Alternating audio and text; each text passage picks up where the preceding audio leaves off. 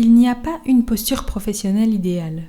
La posture professionnelle est à adapter en fonction du temps, du lieu, de l'environnement dans lequel on se trouve, des personnes, des ressources, de la déontologie, des lois qui nous entourent, mais aussi de nos valeurs et de notre personnalité. Il faut adapter sa posture professionnelle et ce, toujours dans le but de viser des soins de qualité et sécuritaires. Adopter une attitude bienveillante semble évident dans le monde des soins de santé. Pourtant, ce n'est pas toujours si simple à mettre en place concrètement. Une attitude bienveillante envers les patients, mais également envers les soignants, facilite la communication, les relations et contribue à un environnement de soins sécuritaire et qualitatif. Et donc, Monsieur Petri, avant d'aller dans les détails plus administratifs, comment est-ce que vous vous sentez ce matin? Ça va, mais je suis quand même stressé. Oh, arrête, tu es hyper stressé. Stressé, il faut pas être stressé, hein. Pourquoi est-ce que vous êtes stressé donc? J'ai peur d'avoir mal après. Ah, mais il faut pas avoir peur, un grand gaillard comme vous. Faut savoir, enfin, maintenant la douleur, hein, on traite ça facilement. Hein. Et donc, avant d'aller dans les détails plus administratifs, j'aurais aimé savoir, Monsieur Petri, comment vous vous sentiez ce matin, parce que vous me semblez inquiet. Ça va, mais je suis stressé, là. Oh, tu es hyper stressé. Stressé, il y a des raisons. Quelles sont les raisons qui vous font stresser? Vous voulez en parler? J'ai peur d'avoir mal, surtout après. Ouais. Je comprends, c'est normal d'avoir peur, c'est une intervention qui touche le genou, les articulations.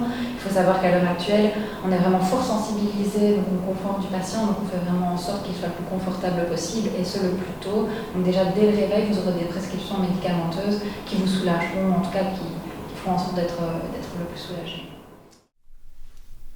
Être à l'écoute d'autrui permet de favoriser la relation de confiance avec les patients, avec ses collègues, pour travailler en accord avec les valeurs de chacun. L'écoute est un art. Il ne suffit pas d'entendre ce que votre interlocuteur vient de dire, il s'agit plutôt de créer chez autrui le sentiment d'être écouté, compris et respecté. Habituellement, ma tension elle est aux alentours de 15,8, quelque chose comme ça. Ah oui, 15,8, ça malgré le médicament, ça me semble quand même un peu bizarre. Vous le prenez correctement, votre médicament?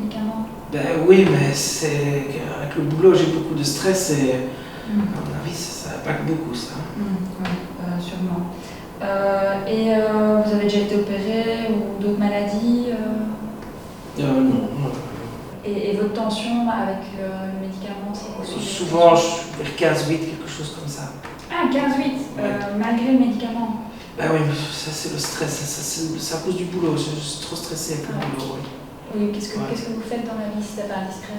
Je travaille dans une entreprise de gestion de boissons, de distribution de boissons, et avec le personnel c'est parfois infernal.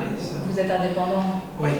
Oui, donc ça, oui, c'est vrai qu'on a souvent des patients indépendants qui ont une vie professionnelle très stressée et qui ont tendance à avoir des répercussions au niveau de leur santé.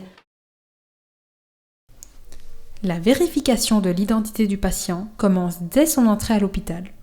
Cette vérification est à réitérer avant chaque soin et doit toujours se faire en formulant des questions ouvertes afin d'assurer la sécurité du patient. Monsieur Petri, on va bientôt venir vous chercher parce que vous allez aller au bloc, donc il faut que je vérifie juste 2-3 choses. Vous êtes bien Monsieur Petri Jean, c'est ça? Ok, super.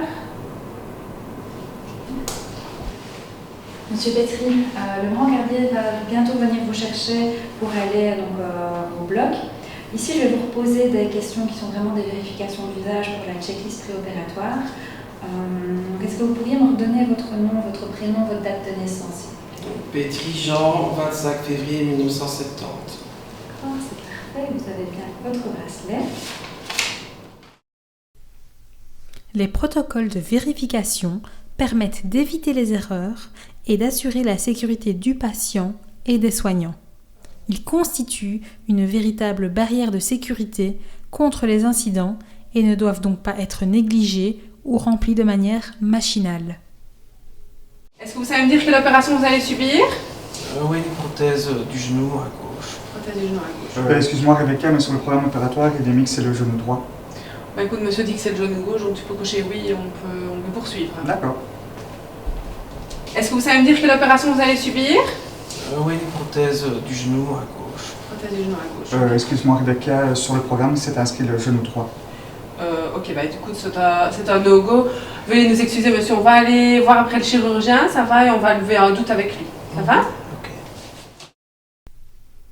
L'incident est inhérent au monde hospitalier et au caractère humain du personnel y travaillant. L'expérience montre qu'il est impossible de ne pas avoir d'événements indésirables.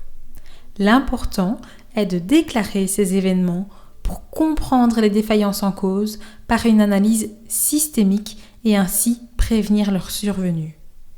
Déclarer permet donc de rentrer dans un processus d'amélioration continue des soins et de viser un environnement de plus en plus sécuritaire pour le patient et pour le soignant. Est-ce que tu peux le mettre sous l'unité d'oxygène 3 litres? Je vais lui prescrire une radio pulmonaire. S'il se maintient stable au-dessus de 96%, il peut retourner dans sa chambre. Il n'y a pas besoin de faire de déclaration d'événements indésirables, monsieur va mieux, donc... Ok, dès que monsieur est stable, je le renvoie en chirurgie. Ok, merci. Au revoir monsieur. Alors, est-ce que tu pourrais mettre monsieur Petri sous lunette oxygène 3 litres? Je lui ai prescrit une radio pulmonaire, et alors s'il reste stable et que sa saturation est supérieure à 96%, il peut retourner dans sa chambre en chirurgie. Est-ce que tu pourrais créer un événement indésirable? Oui, sans problème. Je m'occupe de la déclaration d'événements indésirables et je transfère alors monsieur s'il reste stable. Ok, merci. À tout à l'heure, monsieur. Il est important de faire preuve de transparence envers le patient en lui faisant part de toutes les nouvelles, même si elles sont mauvaises. Une mauvaise nouvelle n'est jamais facile à donner ni à recevoir. C'est pourquoi il est important d'essayer de le faire au bon endroit, au bon moment, de la manière la plus adéquate possible.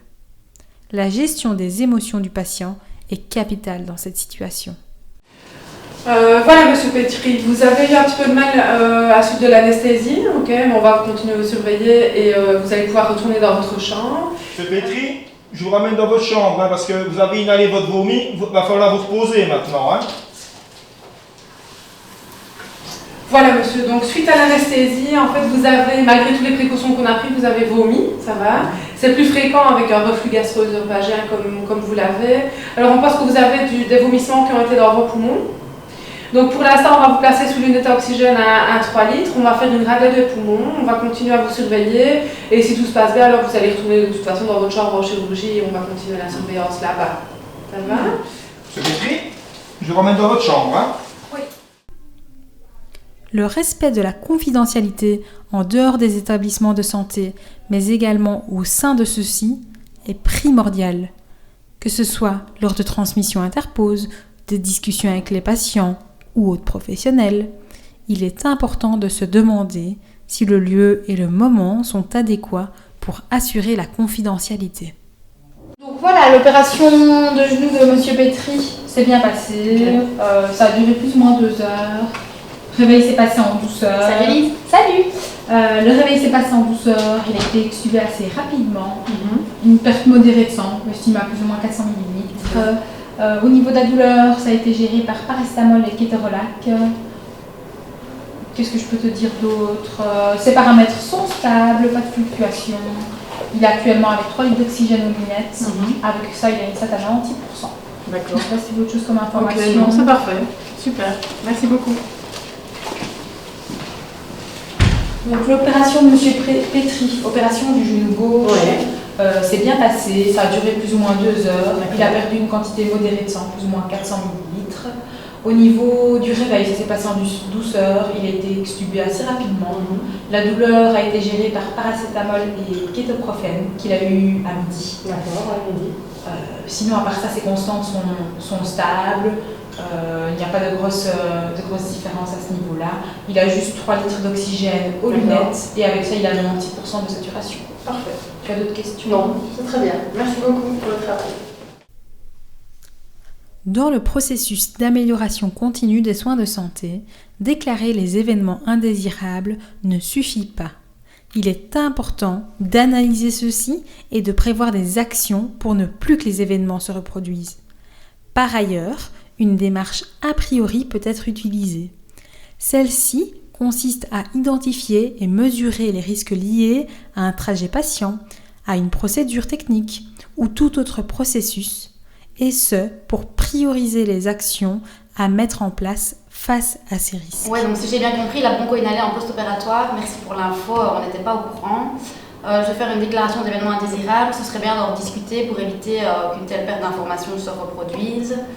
Et je reviendrai vers toi pour analyser l'événement, ok ?